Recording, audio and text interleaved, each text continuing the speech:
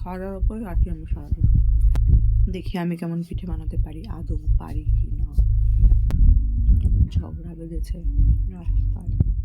আমাদের বাড়িতে এখন চলছে পিঠে বানানো। স্নান টান সেরে চলে এসেছি এখন।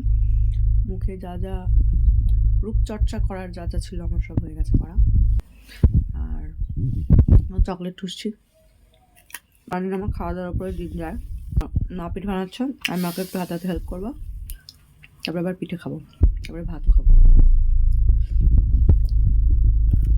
খাওয়া দাওয়ার উপরে কাটি আমি সারাদিন। চলো দেখি আমি কেমন পিঠে বানাতে পারি, আদৌ পারি কি না।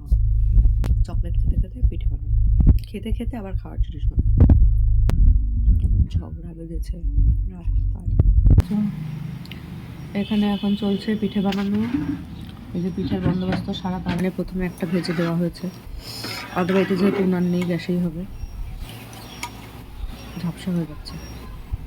আর এখানে চলছে দুধ জাল গুড় দিয়ে। একটু নেড়ে দাও, একটু কেমন হয়ে গেছে না, মানে জমে গেছে না গুড়গুলো।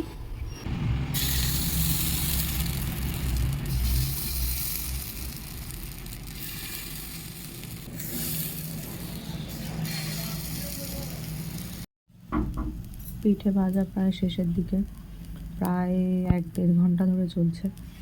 শেষ আর করতে পারছি না, আর একটু রয়েছে, আরও 2-1 বার হবে। এই যে কম্পিউটার রয়েছে এখানে, সরিয়ে নিয়ে দেখাই।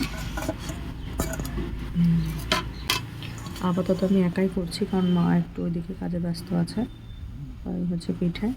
এইগুলোই আমাদের বাড়িতে আবার দুধ আর গুড়, মানে দুধটাকে গুড় দিয়ে জাল দিয়ে তার মধ্যে এই পিঠেগুলো দেওয়া হয়। আমার তো দারুণ লাগে খেতে।